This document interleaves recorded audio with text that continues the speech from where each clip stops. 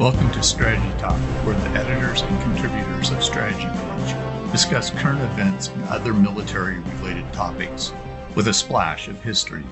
I'm your host, Dan Masterson. Joining us today is Jim Dunnigan, editor of Strategy Page, well-known military author, and acknowledged pioneer and innovator in board war games. Also joining us today is Austin Bay, associate editor of Strategy Page, military author, columnist, and retired Colonel, U.S. Army Reserves. Welcome, Jim and Austin. Today's probably a good day to talk a little bit about the Europe awakening that the Ukraine invasion has caused. Jim, how has Europe's defense spending and like that been affected by this? Well, it's all gone up. Since 1991, the European attitude was the Russians are different now. They're not the Soviets, they're not the Tsarists, and we can do business with them. And you saw how that backfired on Germany because they basically bought a huge amount of Russian natural gas, and so other countries in Europe bought even more. And when the war started, the Nord Stream gas pipeline was destroyed. I'm not sure if they determined exactly who did that, but Russia apparently planned to use that access to get its way in Ukraine, and it didn't work.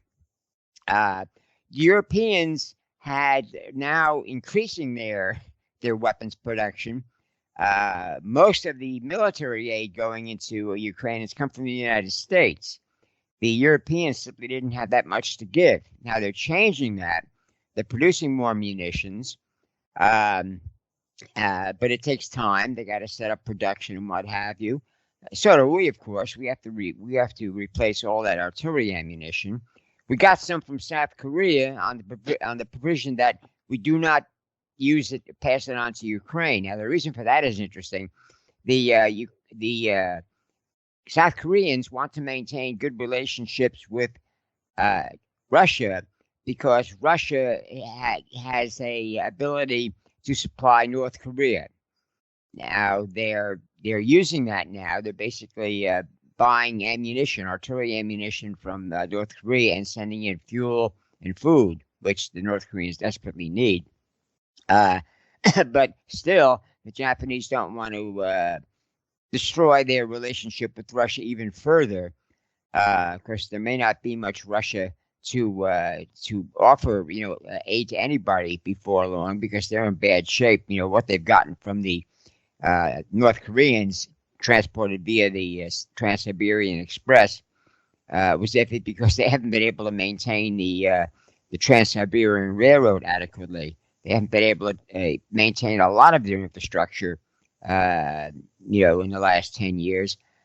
Things started to go downhill for Russia when they grabbed Crimea and part of the two provinces in the Donbass.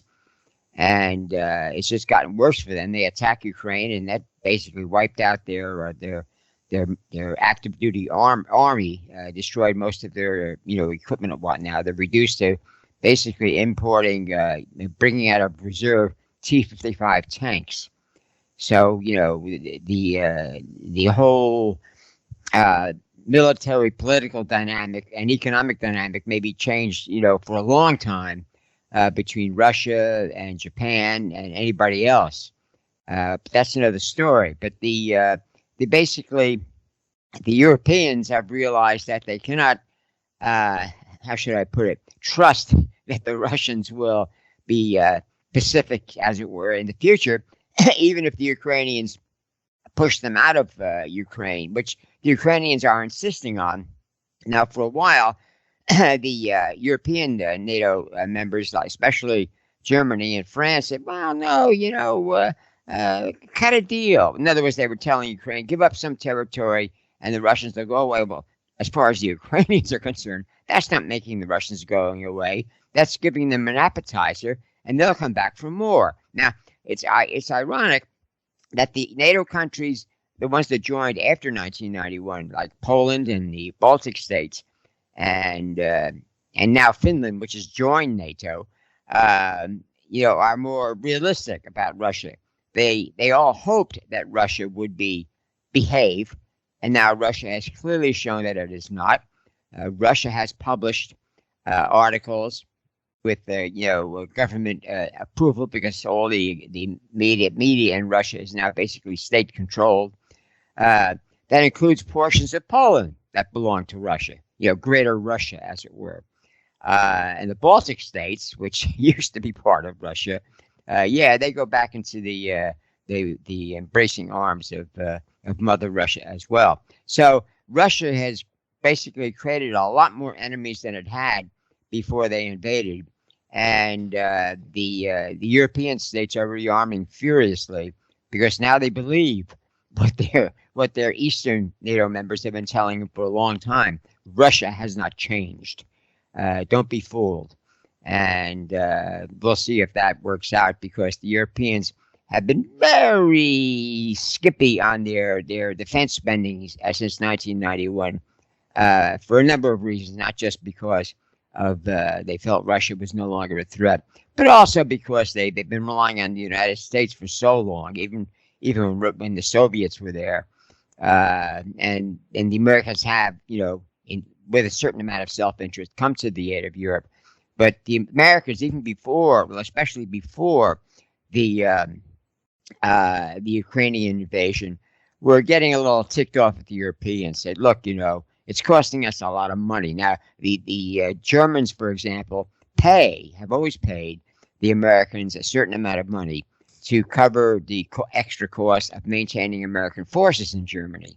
But as far as the U.S. is concerned, now that doesn't really cut it.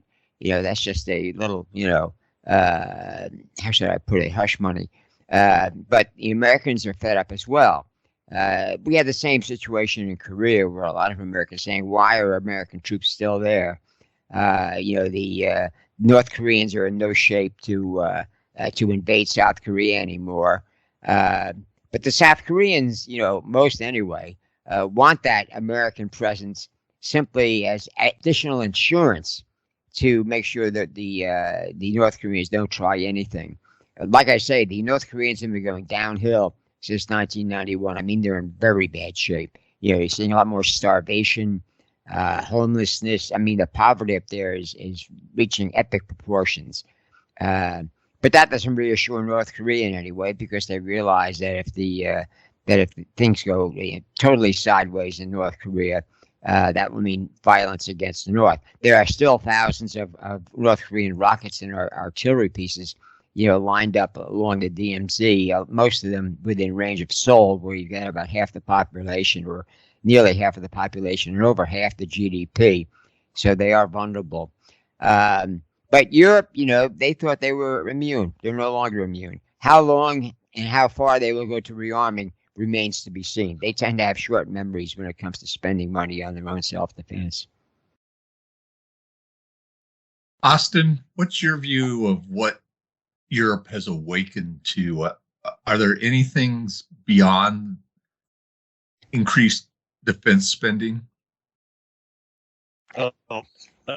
Dan, it's really broad, and there are numerous operational strategic reawakenings going on. And yeah, I mean, first, the most obvious one is Finland and Sweden making bids to the NATO, and Finland's all but done. Is as soon as the Turkish Parliament passes this bill that's before it, and they think they're going to do it sometime the end of April, middle of April, to the end of April. They're all but in, and it's just a formality at the NATO meeting, which is I think it's towards the end of June. That's not the case for Sweden, but the public reality is that Sweden is by NATO. I mean, they're being kept out by the Sultan, Recep Tayyip Erdogan. He's playing domestic politics. I wrote a little bit about that in an update on Turkey on it. But the huge shift in the views of two supposed committed neutrals. Even though, like in this week's column, I hint at some of the things that were really going on in a Cold War in terms of Finland and Sweden both cooperating with NATO. They were. The Swedes, I didn't get into this, but the Swedes got all kinds of help from NATO nations, primarily Denmark and Norway and Britain, were dealing with all these Russian submarines that were always penetrating Swedish waters, and training really for both stopping commandos in an attack and also lurking type submarine attacks. The Swedes got a lot of help from the West on that. But now it's formal. Now it's in public, and even the Swedish virtue signaling socialists who think they're so much more moral than everybody else. There's some of them that still we're committed to neutrality, but what they really are committed to, it looks like, is Russian money coming from Moscow to undermine Swedish, so-called Swedish will to defend themselves. But it's out in the public. Jim's talked about arms. Well, you can see the shift in spending going on. Poland, the Baltics, the U.S., Greece. Who else? I think there's one other. The Czechs were getting pretty close at one time, and so the French as well, to the 2% threshold. But Germany was just not doing its share at all. Well, the ramp up is going on. Just a reminder that in 2008, with the Russo-Georgia war, there was a mini reawakening when they saw what Putin was up to there with his hybrid war invasion of Georgia. But the reset, supposedly from the Obama administration, really played right into Putin's hands. The Obama administration decided not to deploy ground-based missile defense. I think it was 10 interceptors, the long-range interceptors, in Poland. The radar system was already being put up in the Czech Republic. And NATO had been working on that really at least 12 years. And it was designed to shoot down a missile coming from Iran, not from Russia. But it was almost a sphere of influence statement, is that the Obama administration telling Moscow, Putin, okay, you have your area and we have ours. I think that was absolutely critical in the calculations that went on in the Kremlin before the Crimea invasion. I hope they don't make that mistake again, and the increase in just outright increase in arms spending is indicative that it's not. But here's something else, and Jim had something on this in an air defense update. What you've seen out of the Ukraine war is how we absolutely need both better battlefield and infrastructure, airspace defense, missiles, anti-aircraft missiles, anti-missile missiles. And that kind of links back into the mistake I think that was made in 2009, September 2009, by the Obama administration. There's an increased effort in the United States too for longer range exoatmospheric interceptors, primarily led at North Korea and potentially Iran. The Israelis have always been interested in it, and the Israelis have some systems, some mid-range systems that attract a lot of interest, of course, but also in Europe now, because they've seen what the Russian missile attacks on Ukrainian cities, infrastructure, and the like have done. I also think that there's and part of that too is hardening of airfields and critical defense installations. bunkers, putting them underground, and the like. But the Finns have, the Swiss have done this too, where they have hardened civilian infrastructure. And I'm reading some things about European nations coming back and saying, "Look what's going on in Ukraine," and I don't think this is going to show up in military budgets. It may show up in construction budgets, but and I don't know how far they will go with it. Now, the Finns have done some of this with where they create these loggers that have supplies in case the Russians invade, and they can hold out. The Swiss do it as well, but I mean, hardening air bases, hardened shelters for aircraft. There's a reawakening on that. And finally, I'd say energy as well. Even the Germans are thinking about now going back to nuclear power, retaining some nuclear power. They're burning coal, much to the outrage of their Greens, but they got to keep the lights on and the heat, supply heat. You see that France comes out looking pretty good with its nuclear reactor program, and I think it's a wake up in the United States as well. That you see that some of these so-called green energy systems, which I'm not against solar at all for it. Wind, where you have sufficient space to do it, sure, but they're intermittent, and in a place as you get further north, you're going to have problems with switching to solar, and it's not going to be reliable year round, and wind as well. So you're going to have to look at nuclear and natural gas. That runs in the face of one of the most powerful parties in Germany, which is the Green Party. So, political reawakening. And why? Seeing how Russia uses its energy weapon. It's, we're going to let you all freeze unless you let us overrun Ukraine and maybe go to Poland. That's not going to cut it. You may not want war. War wants you, and you don't want to be cold. So you develop your own more reliable energy resources. So that's kind of a quick survey of an across-the-board reawakening in Europe and the United States. Jim, would you comment a little bit on the increase in the size of NATO with Finland and Sweden? That was something that the Russians caused. The Russians had never wanted Sweden or Finland to join. Finland's in. They've made their formal application. Turkey is, as Austin pointed out, is no longer objecting. They are still objecting to Sweden because the Swedes have granted asylum to a lot of Kurds.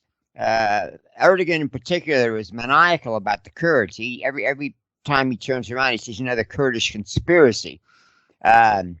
It's somewhat irrational. And he's demanding to approve Swedish entry into NATO only if they turn over to him Kurds living in Sweden. Some of them Swedish citizens, whom the Turks accuse of being, having committed crimes against Turkey. Now, the Swedes want no part of that, and they're basically holding out. That's why, Finland's been approved, and Sweden has not. But that's something where the Turks are definitely on the defensive. and as Austin pointed out, elections are coming up, and if Erdogan gets turfed out, as it were, voted out, which is highly likely as things go by, because the Turks are having terrible problems with their economy. And they're really taking a lot of diplomatic and media heat from Europe and the West in general for their attitudes towards the Ukrainians and the Kurds, and so that may force a change. and Sweden may get in. But if that does happen, even if it doesn't happen, I mean, the Swedes will establish, I think as Austin pointed out, an informal, a more open but informal alliance with NATO. And what they've essentially done has turned the Baltic into a NATO lake. All the Russians have left is a little territory around St. Petersburg. I mean, they're boxed in. Well, they have Kaliningrad. Kaliningrad. They still have Kaliningrad. Which basically can be cut off. And the Baltic states and Poland have talked about how they would do that. Simply, I think, to send a message to Russia that you try and weaponize. They've already weaponized Kaliningrad to a large extent, but we can cut them off, and by sea and by land, and you won't be able to feed them. And they can't feed themselves, and Russia, screams unfair because you can't play the way we play because we're Russia, you're not. It's really bizarre, but that's politics in Eastern Europe. Dan, Austin, let me go make ahead. a comment about that. Yeah, look, Sweden. No, it's not formal. But it is because Sweden has troops, aircraft, naval vessels participating in NATO military exercises all the time now. Some of it is kind of below the radar, some of it's not. And there's the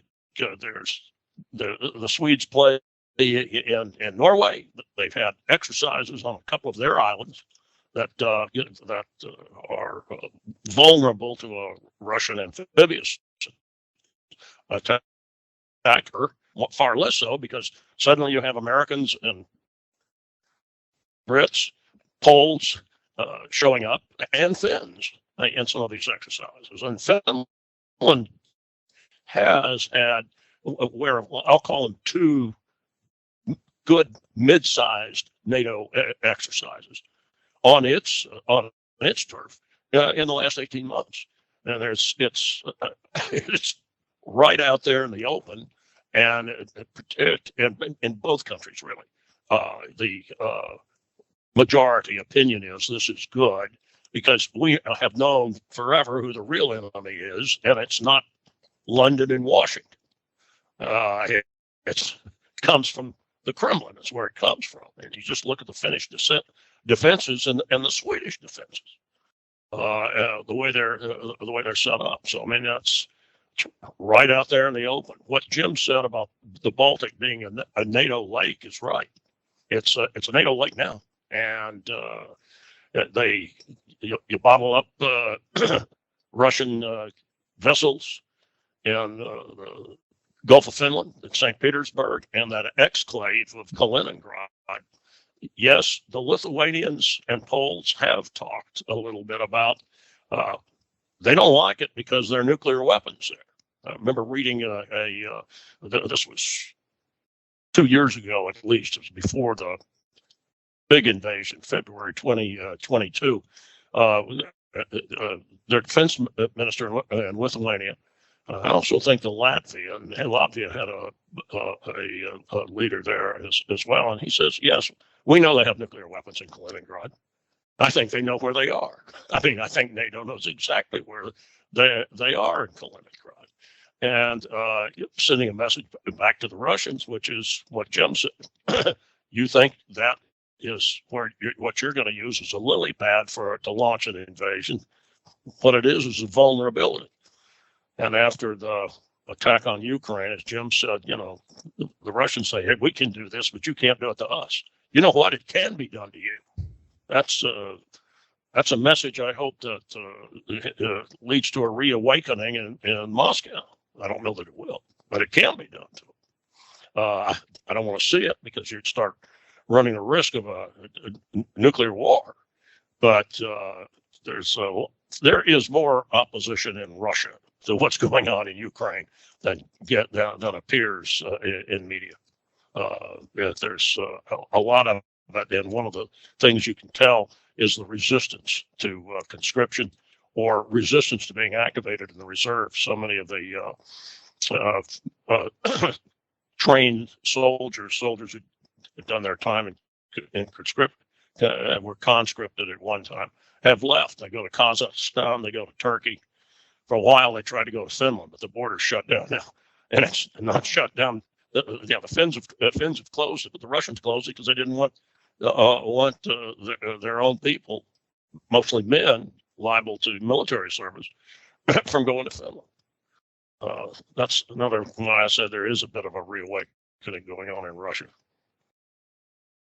Well, we'll leave it there.